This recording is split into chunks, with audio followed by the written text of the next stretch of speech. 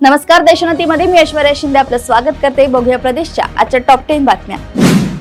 पुण्यातील खराडी परिसरात pride icon नावाची एक इमारत आहे। या इमारतीमध्ये 9व्या मजल्यावर बनावट कॉल सेंटर सुरू होतं।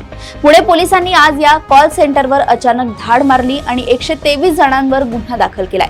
आंतरराष्ट्रीय पातळीवरूनच केंद्रीय गृह मंत्रालयाला या सेंटरची तक्रार आली होती। त्यामुळे केंद्रीय गृह मंत्रालयाने पुणे पोलिसांना या सेंटरवर कारवाई करण्याचे आदेश देताच पुणे पोलिसांनी धाडधाड छापे मारत 123 जणांवर गुन्हे दाखल केले आहेत। पुण्यातील मुळशी तालुक्यातील वैष्णवी हगवणे यांच्या मृत्यू प्रकरणात राष्ट्रवादी काँग्रेस शरद पवार पक्षाचा प्रदेशाध्यक्ष रोहिणी खडसे यांनी महिला आयोगावर गंभीर आरोप केले आहेत। हगवणे कुटुंबाबाबत आलेल्या तक्रारीवर महिला आयोगाने कारवाई केली असती तर आज वैष्णवी जिवंत असती। त्यामुळे वैष्णवीच्या मृत्यूला महिला आयोग जबाबदार आहे, असं रोहिणी खडसे यांनी म्हटलंय। रुबी हॉल क्लिनिक मधील किडनी रॅकेटमध्ये ससून सर्वोपचार रुग्णालयातील तत्कालीन वैद्यकीय अधीक्षक डॉक्टर अजय तावरे याचा सहभाग असल्याचं पोलीस तपासात उघडकीस आलंय। तावरेला या गुन्ह्यात सह आरोपी करण्यात येणार असल्याची माहिती पोलीस आयुक्त अमितेश कुमार यांनी दिली आहे।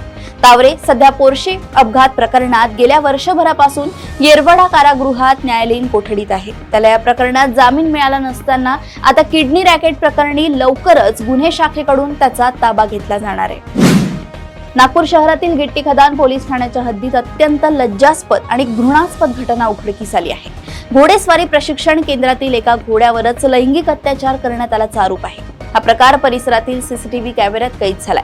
या प्रकरणी सूरज उर्फ छोटा सुंदर खोब्रागडे याच्या विरोधात गुन्हा दाखल करण्यात आलाय। गुहागर मधील गोपाळगड किल्ल्यावरच्या अनधिकृत बांधकामावर अखेर हातोडा टाकला आहे। पुरातत्व विभागाने पोलीस संरक्षणामध्ये व महसूलच्या उपस्थितीत तोडकामाची कारवाई केली।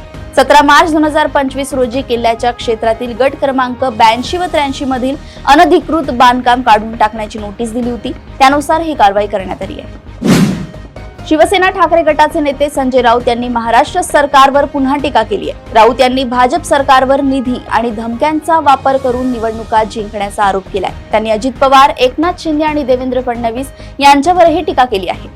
राऊत यांनी विधानसभा निवडणुकीतील कथित अनियमिततेकडे लक्ष वेधलंय। मुंबईची निवडणूक तरी बॅलेट पेपरवर घेऊन दाखवा, असं आव्हान राऊतांनी सरकारला दिलंय। सन ऑफ सरदार, आर राजकुमार, जय हो यासारख्या चित्रपटांमध्ये काम करण्यासाठी प्रसिद्ध असलेले अभिनेते मुकुल देव यांचं वयाच्या 54व्या वर्षी निधन झालंय। मीडिया रिपोर्ट्सनुसार गेल्या अनेक दिवसांपासून ते आजारी होते। मुकुल देव स्वतः एक सुप्रसिद्ध अभिनेता होते, तसेच ते प्रसिद्ध बॉलिवूड अभिनेता राहुल देवचे भाऊ होते। मुकुल देवने अनेक गाजलेल्या टेलिव्हिजन सिरियल्समध्येही काम केलंय। त्यांच्या निधनानं सिनेसृष्टीवर शोककळा पसरली आहे।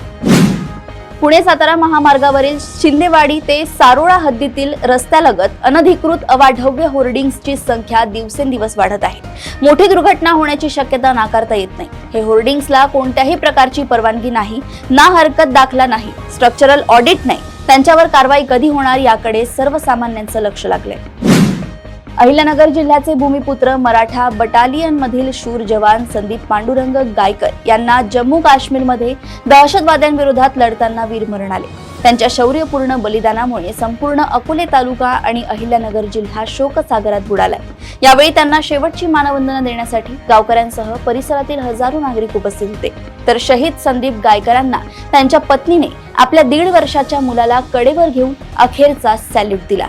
यावेळी हजारो नागरिकांच्या अश्रूंचा बांध फुटल्याचं पाहायला मिळालं। सर्वोच्च न्यायालयानं स्थानिक स्वराज्य संस्था निवडणूक घेण्याचा मार्ग मोकळा केल्यानं आता निवडणुकांची लगबग पाहायला मिळत आहे।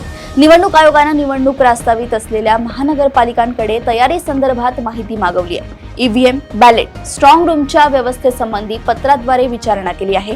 तर दुसरीकडे सर्वच राजकीय पक्ष कामाला लागले आहेत। राज्यातील नेते मंडळी वेगवेगळ्या जिल्ह्यात जाऊन आपला प्रचार करताना दिसतायत। प्रदेशातील अशाच टॉप 10 बातम्या जाणून घेण्यासाठी बघत राहा देशोन्नती। नमस्कार।